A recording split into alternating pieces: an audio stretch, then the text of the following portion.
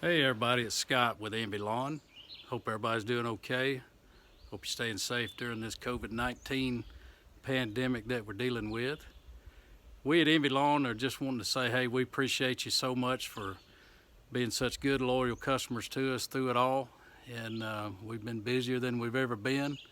And it's just a credit to all of y'all out there. And thank you so much for your patience and working with us during this pandemic. But we're trying to do a better job of communicating. When you got nearly 1,000 customers, sometimes it can be quite the challenge to openly communicate in a timely fashion with everybody. Ever since we started, we always have had what we call an information sheet that we leave with the customer each time we treat their lawn, that gives them timely information about that day's treatment and what they need to do to get the most bang for their buck. But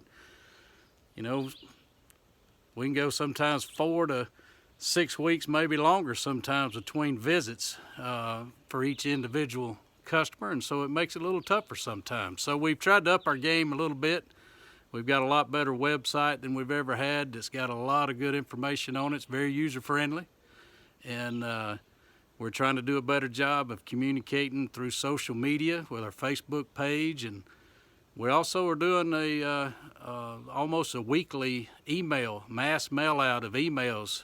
If we don't have your email address, that's one good way that we can do some timely communication with each and every one of you. If you'll send it to us, we'd be glad to add you to our growing daily, seems like, email distribution list. So we use that to communicate and let everybody know what's going on, because things come up from time to time that we need to communicate with everybody, and trying to see you face to face is just nearly impossible. We used to, in a normal world, we wouldn't see any of our customers. You'd all be at work when we'd show up to do your yard, but nowadays with what's going on, we're getting to see a lot of you. And so one of the questions that a lot of people have had that they've been asking about, and I thought, well, we need to do something where we can kind of communicate it to everybody all at once and kind of get the word out. So share this video with as many people as you can. We'd appreciate it. But the big question we're getting right now especially is, why is my grass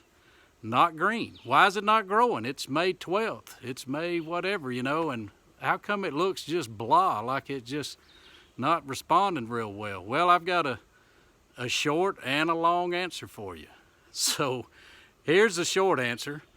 If you've got Bermuda grass, which most of you do, or you got zoysia grass, and we got a lot of zoysia customers, or if you've got centipede grass, and we even have just a handful of St. Augustine grass customers. We're a little far north for that, but anyway, we do have a few. If you're one of those, if you have one of those type of turf grass growing in your lawn right now, those are called warm season turf grass. And the key word is warm. And so the short answer on why your grass isn't responding yet, doesn't look green, isn't growing, it's not warm enough. And there's one thing about it: no matter how good we act like we are at doing what we do, we can't defeat Mother Nature.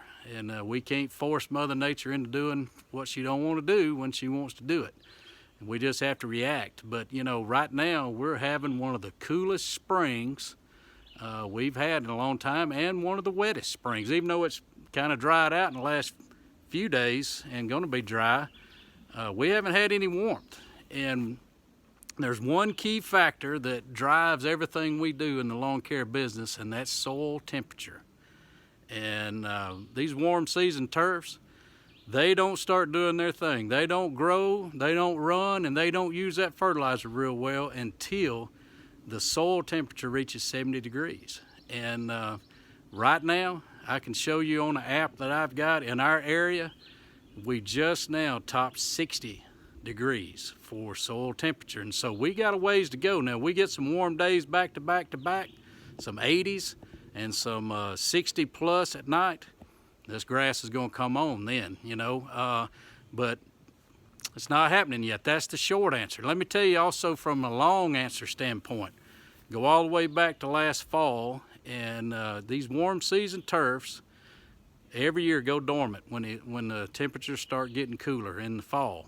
But it doesn't happen overnight. It's a process. When the soil temperature starts coming down a little bit by little bit, getting close to 60 degrees again, these warm season turfs, especially Bermuda, it's going to start turning brown. But it's not dying. It's not just turning brown. What it's doing is preparing itself for the long winter wait. And underground, it's still working. And what it tries to do during that transition time period is store up a lot of carbohydrates, storing up energy to last through the winter. Well, this past fall, we just had a bad drought. It started and it stayed dry for a long time during that transition phase in the fall, which doesn't happen in Alabama very often. But it happened this past fall, and all of these warm season turfs, especially the Bermuda grass, just went dormant almost overnight. That's its defense mechanism against a drought. When it did that, it didn't store up that energy, it didn't store up those carbohydrates. And so now this spring, when it's trying to come out of its long slumber and wake back up and transition, it doesn't have near the energy and near the nutrients that it needed to wake up and green up. And so, you know, you combine that with the soil temperature right now, and that's why your yard looks like it does. And you can look at, this is my yard. Look here. See that right there? That's called spring dead spot. A lot of you are seeing that too in your Bermuda.